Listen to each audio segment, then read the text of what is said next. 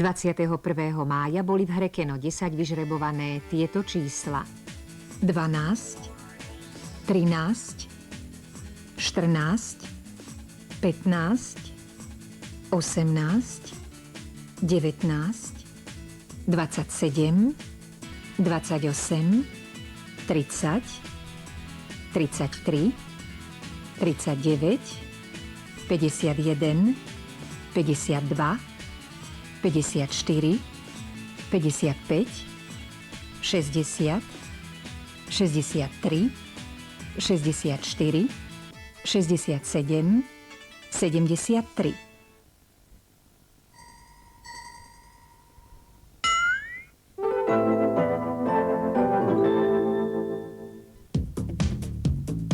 Aj to najkrajšie auto treba občas vyupratovať. Domáci vysávač je však veľký a nemotorný, závislý od zásuvky v byte a kábel je ako na potvoru prikrátky. Skrátka problém.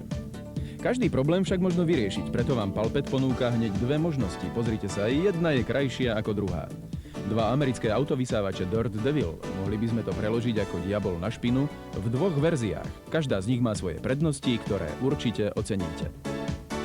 Prvý, Dirt Devil Carvac s rotačnou kefou, je skvelý najmä na čalúnenie a koberce. Druhý, Dirt Devil Rascal, je malý, ale vhodný prakticky na všetko. Obidva vysávače majú výnimočný dizajn a prekvapujúci výkon. Majú podobnú kvalitu, ale rozdielne možnosti použitia. Stačí si len vybrať.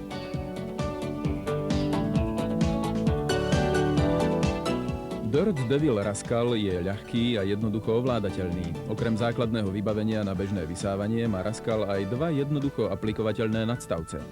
Kefový, ktorý je vhodný na nerovné plastové plochy, na čalúnenie, a dlhý úzky nadstavec, s ktorým vysajete aj tú najmenšiu odrobinku z každého záhybu.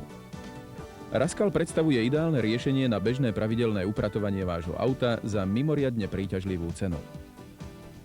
Obidve verzie majú 12-voltovú zástrčku do zapaľovača alebo do osobitnej zásuvky. Dirt Devil Carvac vďaka rotačnej kefe odstráni z čalúnenia zvieracie chlpy, ktorých by ste sa inak len ťažko zbavili. Precízne vysaje tie najrozličnejšie nečistoty aj v takomto veľkom kufri s hrubým kobercom.